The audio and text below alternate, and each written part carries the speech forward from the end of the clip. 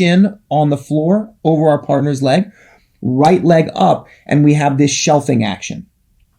Because your chest is forward and you're past the line of your partner's knee, it's now relatively easy to clear your partner's arms. How will we do that? We can simply pull this arm down. We can use our top arm to push our partner's elbow to the outside, or we can simply retreat a little bit and take our right arm through and control our partner's shoulder.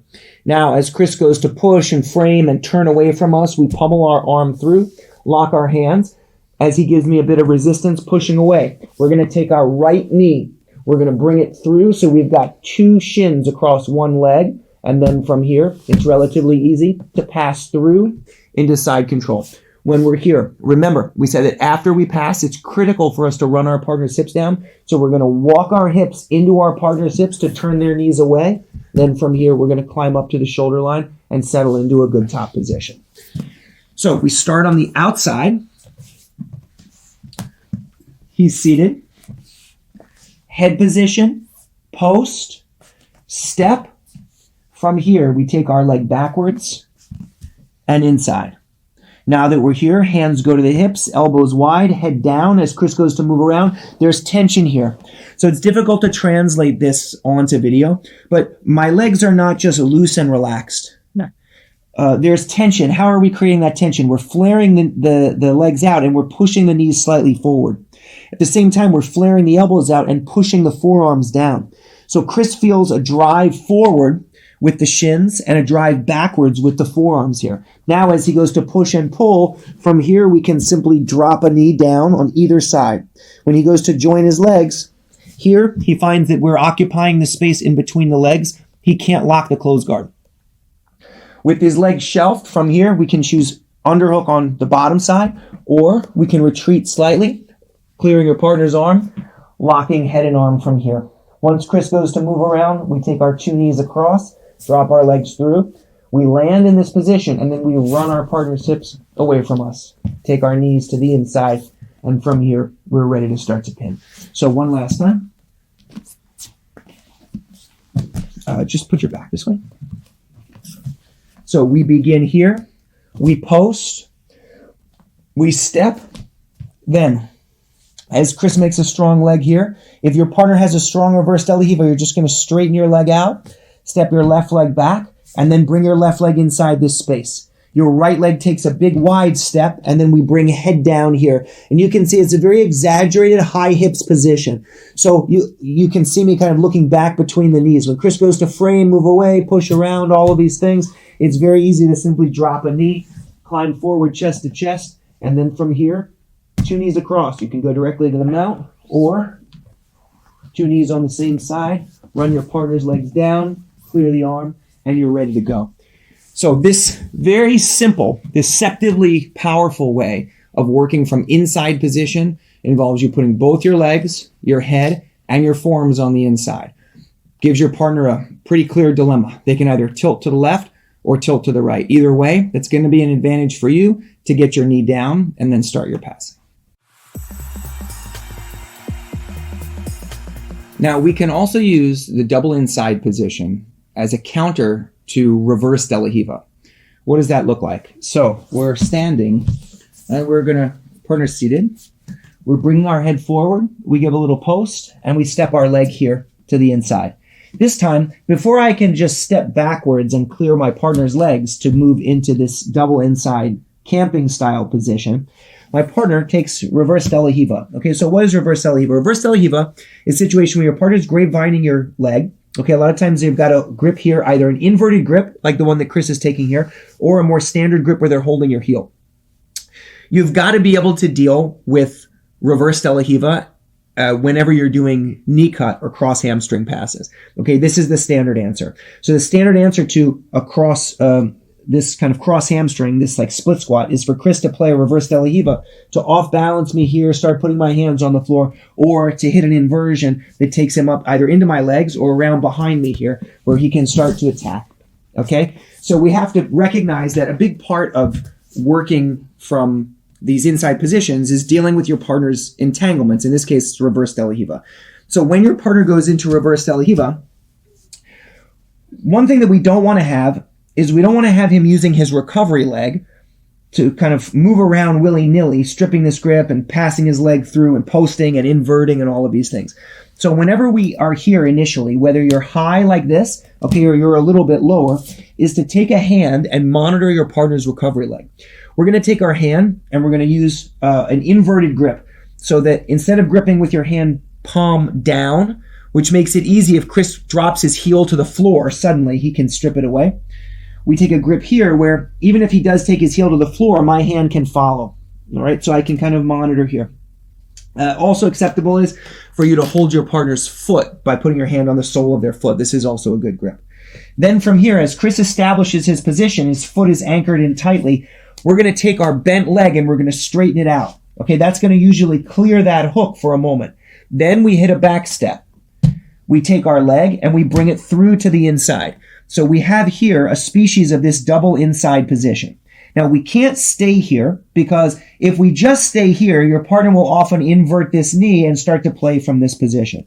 So instead, as soon as we get here, we're going to take our right leg across if possible. As Chris goes to drop his legs back down towards me here, we're going to bring our head and bring it down here into this position.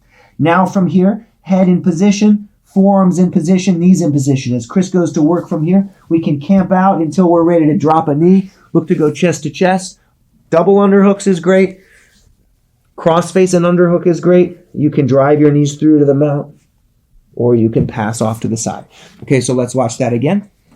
We're standing versus a seated partner. Sit up, please, scoot back. Good. Here we are. We advance, we push, we step, and our partner takes this reverse De La Riva position. We monitor their far leg here by getting a grip on the ankle or on the foot. We clear out the reverse De La Riva by straightening our leg, then we pummel our left leg around the corner here. Now from this position, we step, boom. And here we are into our favorite position for double inside. We drop our forearm, put it on the inside of our partner's thigh, bring our head forward into this hips high position. As Chris goes to move around from here, we pick a side, drop a knee, gain an underhook. Okay, again, near side, far side, cross face and underhook. And then from here, you can start to bring your two knees together, drop your hip, and you're free to pass. We always run our hips, partner's hips away, and we're there, ready to go.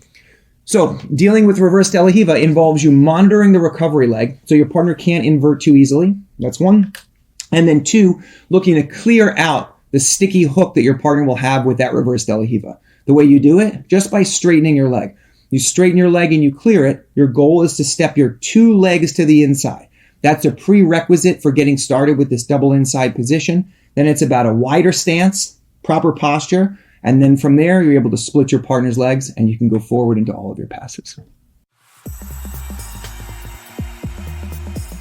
Now we're focusing on the idea of trying to get both of our legs to the inside position. And we've seen that if we can do it off of our initial entry or off of a reverse De La Riva, we can find our way into this camping position where we've got both our shins and both our forearms inside. What this does is it overcomes some of your partner's natural inclinations to play kind of De La Riva or reverse De La Riva because their hips are so well controlled. It's not a sort of control where you're pinning the hips exactly. Okay, it has much more of a sense of stretching your partner's hips to the limit of their flexibility and then forcing them to choose a side to drop a hip to. When they do that, they almost inevitably drop their leg and their knee to that side too, which will allow you to pin your partner's leg. And then from there, you've overcome this problem of being on the outside where you don't have any contact. You've overcome the issue of needing to close the distance to get to the inside, and you're in a place where you're starting to pin one of your partner's legs to control their hips. That brings you closer to chest, and then you're on your way. So this is kind of the broad idea. We've seen that one good counter to stepping a leg to the inside is your partner to hit a reverse De La Riva. In the previous situation, we untangled the reverse De La Riva. So Chris was playing here, and we used a combination of controlling this outside leg and then clearing to step to the inside. But as your partner gets better and better, it'll be harder to simply move from reverse De La Riva into this position. What you're going to find is that your partner, if they know what they're doing here, they're going to look to focus on inverting, okay? And ideally, you'll catch this first. But if your partner manages to start to invert here and you're trying to gain inside leg position, if you allow them to get their knees to the inside and they start to get grips on your legs, now stepping to the inside is much more difficult. And you can see here, my base is pretty narrow. Chris is working his own inside position, so this is no good. So when we feel like our partner is working to invert, right, and they're able to kind of cut the corner here, we're going to intercept this leg. We're going to take a forearm grip inside our partner's knee and drop our elbow by bringing our head low. So this is going to help to make it harder for Chris to get his knee in between my knees. You'll also notice that in this process of inverting, this outside leg is free. That means that we can take our right hand, clear our partner's leg, or straighten our leg, tipping our knee slightly to the inside, and hit a high leg position and pummel our leg here to the inside. So we don't, strictly speaking, have the same position that we had before, but we have a situation where both of our knees are here on the inside of one of our partner's legs. Our forearm is on the other side. So we could, from this position, pass from our left to our right and move directly back into this good inside camping position. And then from here, you know what to do. So let's watch this one more time. We're here. Our partner gets the grip. We block. We take our inside hand and clear. And then with our left leg stepping back, we can move our shin behind our partner's leg. That's going to put us here into this almost kind of like a leg drag position. If we want to make this stronger, okay, we can switch off here to double inside. Okay, this is an excellent option. If you feel like it's not possible for you to get your hand here to the inside, another good choice is to switch your hands and bring them here up to your partner's heel. Now you can drive your partner's toes down to the floor. One nice thing about forcing the plow from a position like this is that where one foot goes, the other leg tends to go as well. Because the hips are connected, it's very unusual for you to take one of your partner's feet to the floor and not have the other one follow. This forces your partner into a particularly difficult position for them to manage the plow. Essentially, they've got their feet on the mat up by their head, by their ears. Many people who are not flexible enough to manage the plow will simply drop their knees to one side. But if you're faced with someone who can be flexible from here, it's just a matter of clearing the legs and taking a tight waist. So we're inside here. We drive one leg forward. The other leg follows. Once we're here, we're going to drop our hips and put our chest right at our partner's tailbone. Your left hand is going to move from this side to this side, and you're going to take a tight waist. As Chris goes to move his body around the corner, we're simply going to drag